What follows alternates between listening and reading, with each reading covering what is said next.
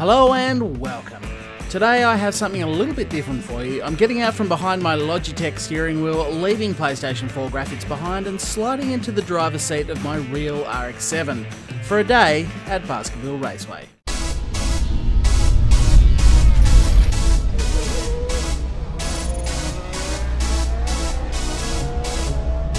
Baskerville Raceway is located in the southern Australian state of Tasmania. It was opened in 1958 and is the oldest continuously operating permanent circuit in the country, but only by technicality, as Bathurst actually opened in 1938. I just quickly want to say before I go any further, I wanted to take lots of footage to make a really great video, but I just didn't have the time to worry about it. Some mates were kind enough to grab a few cool pictures and a bit of amateur footage, plus I got the GoPro out in the last two sessions. I know it's not great footage, but I thought I'd share it anyway. The car, well, let's have a look.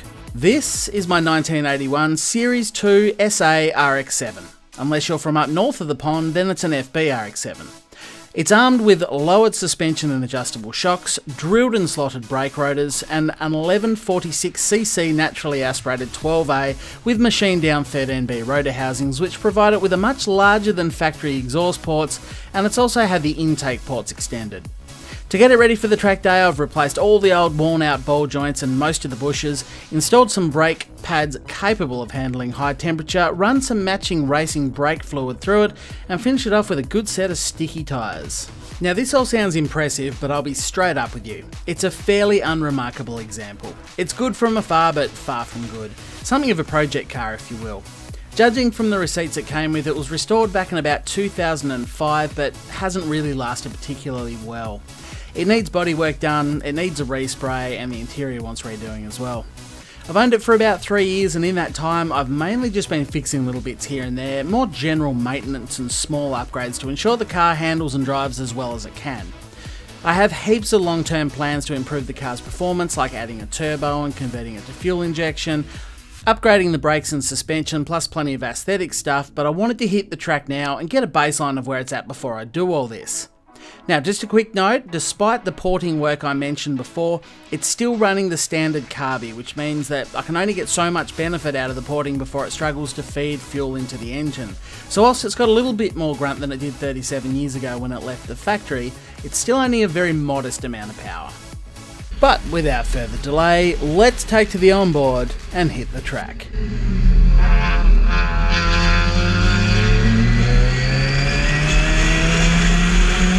Now, if you're wondering why there's no car audio, it's because, like I said before, filming was kind of an afterthought.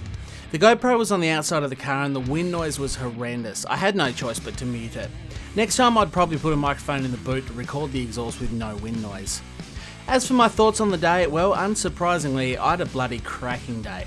Quite a lot of preparation went into the day. It doesn't sound like all that much when you just list it in dot points, but it took about 3 weeks with the help of a mate leading up to this to get it ready. Plus you have to organise the appropriate licence, club membership, and I had to source a car trailer as well, so it was a relief that the day went off without a hitch. Well, without too many hitches.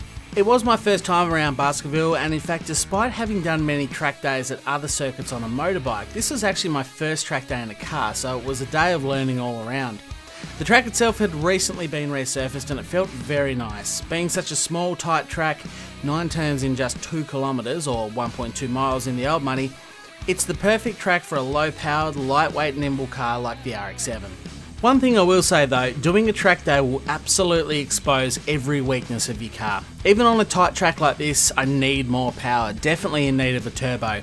Whilst I put some really nice rubber on the front, the rear tyres are okay, but not quite at the same level, and it did affect the balance of the car, a car which is already prone to wag its tail. And to that same end, I need to switch out the diff for an LSD. Twice the back stepped out of me and I was all arms trying to wrestle it back with an open diff.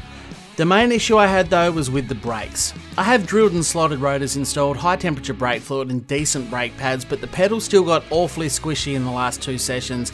They just didn't work that well until I got some heat into them. I think there are a few things I need to do with the brakes. My right rear caliper, for example, had the bleed nipple snapped off, so I had to leave a fairly rank old bit of fluid in the metre or so of the brake line. I think this could have been a large contributing factor. Also, the flex lines between the wheel arch and the caliper are old perished rubber and no doubt bulging like the Rock's t-shirt, and I'm still not convinced the pads were quite good enough. Ultimately what I really need is a full brake upgrade. As for when all these mods will be happening, who knows? There are many thousands of dollars to be spent, so probably not in the immediate future, but for now, it's still an awesome little car that's a heap of fun to drive. Unsure when I'll hit the track again either, but there is a few motorcarnas and maybe a hill climb or two that I'm considering, so if you'd be interested in seeing another video like this of these events, if I do them, then please let me know in the comments. I'll finish up by giving a big shout out to Jimmy for all the help getting the car prepared, as well as the use of his garage, Phil for donating a few bits off his race car, and both of them for taking some awesome pictures and a bit of footage as well. This picture was probably my favourite from the day, definitely getting a print of this for the lounge room, and in fact, when I shared the picture on Facebook, one of my awesome followers, Brody, was inspired to scratch out a bit of fan art, which was really cool of him. Anyway, hopefully you have enjoyed a bit of a different video today. You can of course let me know by leaving a like and commenting down below. Thank you very much for watching. Bye for now.